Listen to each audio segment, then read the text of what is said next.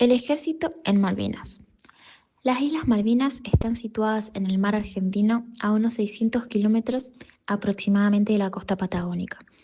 Poseen una superficie de 11.718 kilómetros cuadrados y se compone de dos islas principales, Soledad y Gran Malvina, y aproximadamente 200 islotes más pequeños.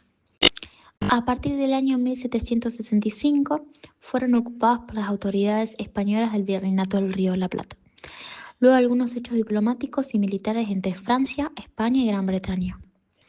En la década de 1820, las autoridades argentinas con asiento en Buenos Aires toman posesión de las islas empleando el mismo principio que constituyó la nación argentina, e incluso nombrando a Luis Bernet gobernador de las islas el 10 de junio de 1829. El 3 de enero de 1833, las Islas Malvinas fueron usurpadas por la corbeta británica Clio, quienes expulsaron a las autoridades argentinas vigentes. Dicha situación se prolongó hasta el 2 de abril de 1982, año en que se dio inicio a la Operación Rosario, es decir, la recuperación de las islas por fuerzas militares argentinas, dando inicio al conflicto de Malvinas de 1982. El pabellón nacional flameó hasta el 14 de junio de 1982 en las islas, momento en el cual fueron nuevamente usurpadas por el Imperio Británico. La Constitución Nacional en su reforma vigente desde el año 1994 expresa en su disposición transitoria primera que la nación argentina ratifica su legítima e imprescriptible soberanía sobre las Islas Malvinas, Georgias del Sur y Sandwich del Sur, y los espacios marítimos e insulares correspondientes, por ser parte integrante del territorio nacional. La recuperación de dichos territorios y el ejercicio pleno de la soberanía, respetando el modo de vida de sus habitantes y conforme a los principios del derecho internacional, constituyen un objetivo permanente e irrenunciable del pueblo argentino. En ese sentido, se reitera constantemente ante los organismos internacionales, regionales y la comunidad en general el llamado al Reino Unido a reasumir las negociaciones de soberanía de conformidad con las resoluciones y declaraciones pertinentes de las Naciones Unidas y la Organización de los Estados Americanos, expresando asimismo la permanente disposición argentina a tal efecto. El ejército argentino reconoce y valora a todos aquellos que, cumpliendo con el deber que la patria les mandó durante la gesta por la recuperación de las islas del Atlántico Sur, supieron acudir al llamado a la patria como soldados, con valor y heroísmo sobre la turba malvinera. Durante aquel tiempo de guerra, muchos quedaron allí, como eternos centinelas de la patria, y los que sobrevivieron son nuestros veteranos de guerra, ejemplo de sacrificio y entrega en defensa de nuestra soberanía nacional. Son héroes con nombre y apellido. El desembarco del 2 de abril. La Operación Azul, así denominada por la Armada, pasó a llamarse Operación Rosario. A instancias de integrantes del ejército, quienes recordaron que en las invasiones inglesas, criollos y españoles se pusieron bajo la advocación de la Virgen de Rosario para enfrentar las tropas invasoras.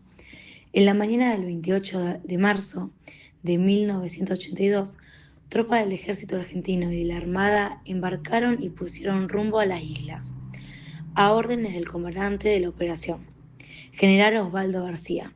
Su objetivo era nada más que desembarcar y recuperar las Islas Malvinas, que se allanaban en manos de la corona británica desde 1833, es decir, casi un siglo y medio de usurpación. Elementos del comando de la Brigada de Infantería 9 y de la Compañía C del Regimiento de Infantería 25 formaron parte de aquellas fuerzas de tarea, embarcados en el destructor Ara Santísima Trinidad y el rompehielos Almirante Irizar. El transporte Cabo San Antonio se trasladaba a la sección transporte del Regimiento 25 y a la sección de tropas especiales. A cargo del jefe regimiento participaron con el escalón anfibio en la conquista de la localidad. El 29 de marzo, ante las inclemencias del tiempo y la agitación del mar que implicaban las reuniones de comandantes y jefes, imparten por radio las ideas rectoras para la operación. En estas instrucciones se establecía la intención de realizar una operación incruenta, es decir, que tratarían de evitar causarles bajas al enemigo británico, aún a costa de sufrir bajas propias.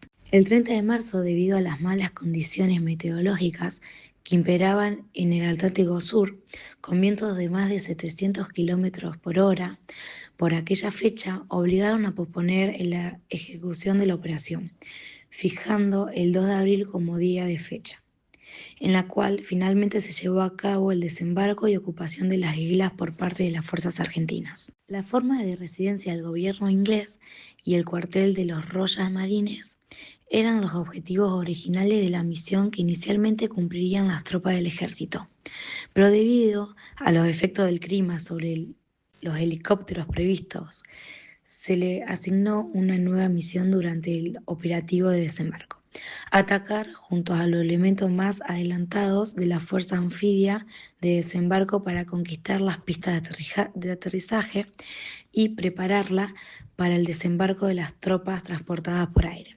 teniendo en cuenta que en el lugar estaría defendido por efectos ingleses con formas automáticas y pesadas.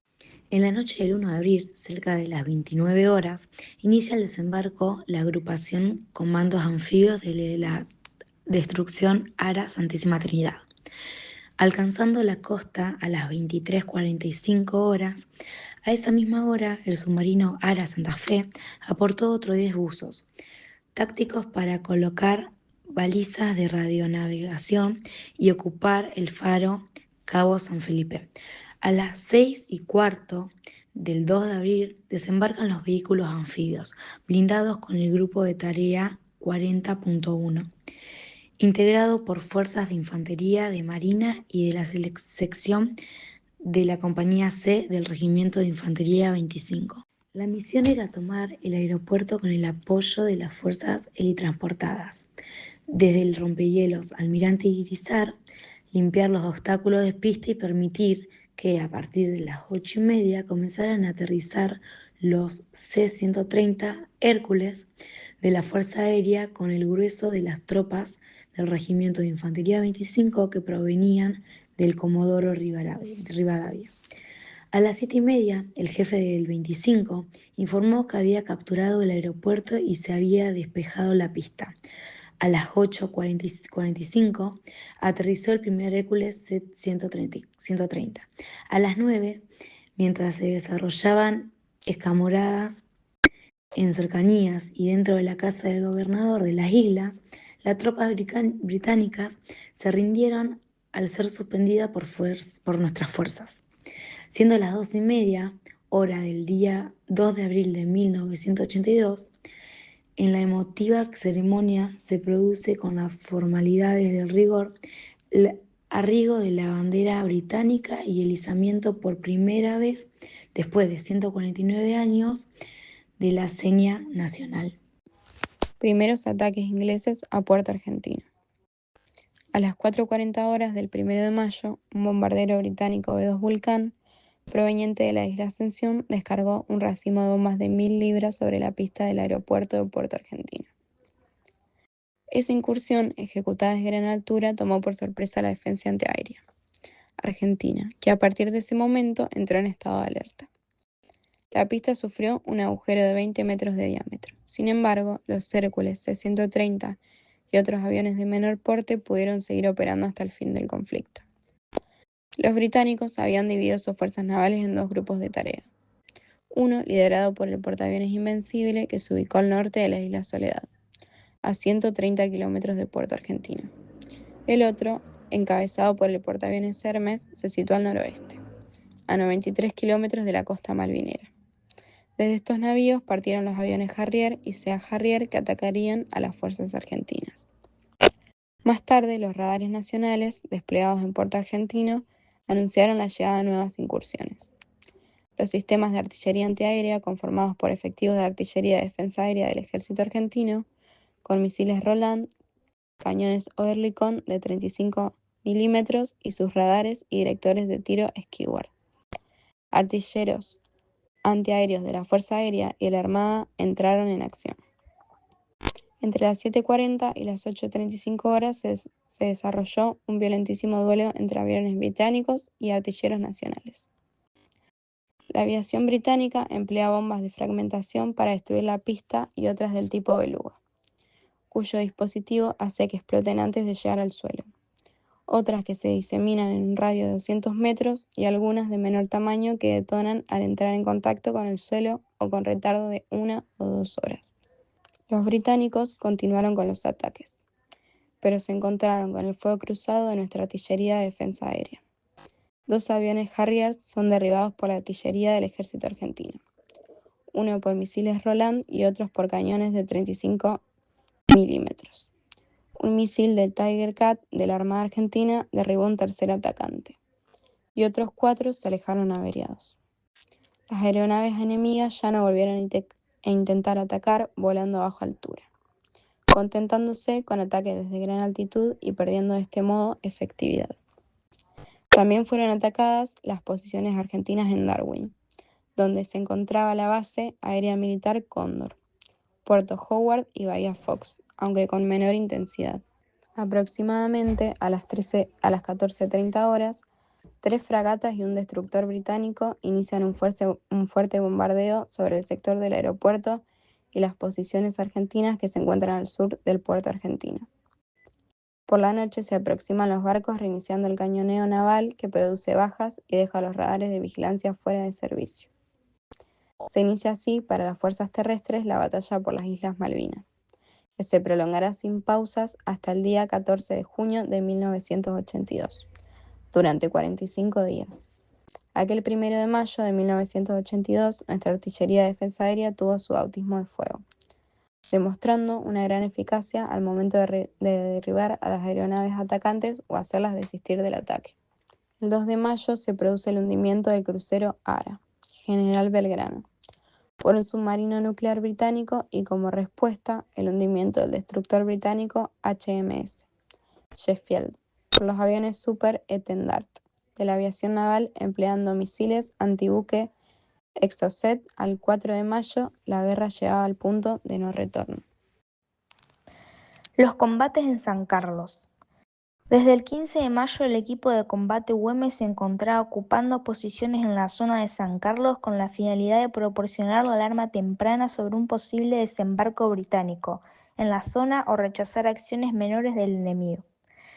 Dicho equipo de combate estaba compuesto de una sección de tiradores de la campaña C del Regimiento 25 y una sección apoyo llamada Sección Gato a órdenes del Teniente Primero Esteban. En la noche del 20 al 21 de mayo, el enemigo bombardea intensamente con fuego naval la zona del Estrecho San Carlos, al igual que Darwin y Puerto Argentino. Las operaciones militares se inician en la madrugada del día 21 de mayo, aproximadamente a las 2:30, sobre la denominada altura 234, o Fanning Head según la cartografía británica. En ese lugar está la sección Gato al mando del subteniente Reyes con 4 suboficiales y 15 soldados. El bombardeo se escucha desde el puerto San Carlos, desde donde se intenta sin éxito establecer comunicación radial con la sección atacada. El cañoneo naval se produce en forma discontinua y con variada intensidad durante un lapso de más de 3 horas.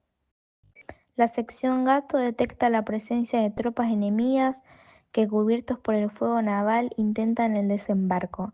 Dicha sección contaba con 2 cañones sin retroceso de 105 milímetros y 2 morteros de 81 milímetros, con los cuales se intentó concentrar el fuego sobre las aguas del estrecho, donde se distinguían las siluetas de los buques que avanzaban batiendo la costa con su artillería, para facilitar la tarea de aproximación de las fuerzas británicas por medio de lanchones de desembarco.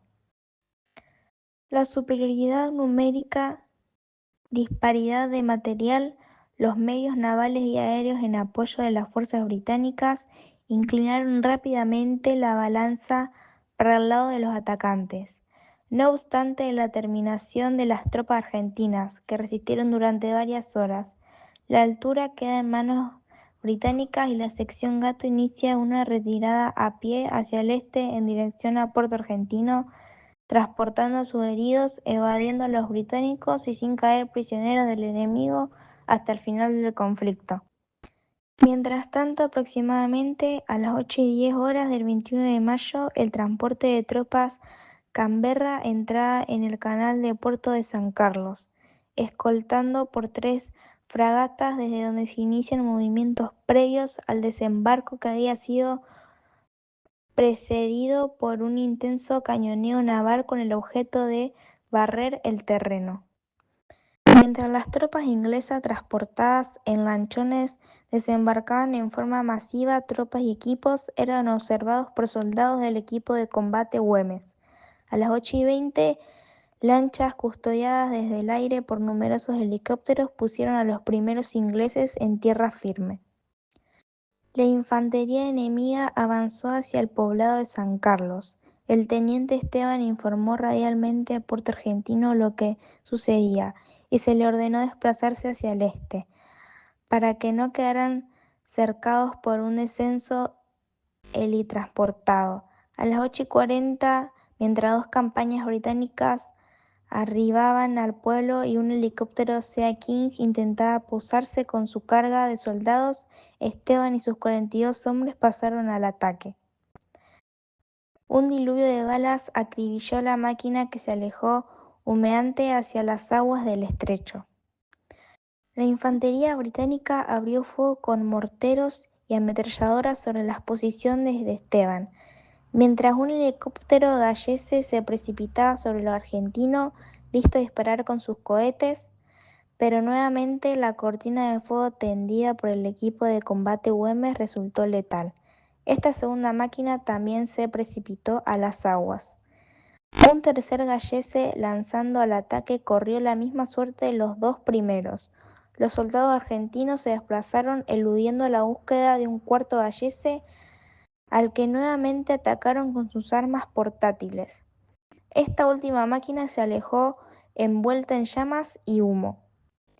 Esteban junto con su tropa aguardó por 2 horas el repliegue de la sección Gato desde la altura 234, pero no se pudo efectuar la conexión e iniciaron el repliegue en forma separada. El equipo de combate Güemes se retiró sin sufrir ninguna baja, dejando tras sí 2 helicópteros galleses derribados, un Sea King y otros 2 galleses seriamente dañados, y probablemente una decena de bajas enemigas. Estos 42 hombres regresaron a pie a Puerto Argentino, arribando el día 26 de mayo. Las valerosas acciones del equipo de combate Güemes resultaron la única oposición terrestre al desembarco británico en San Carlos y constituyó un preludio por los duros combates que se librarían posteriormente.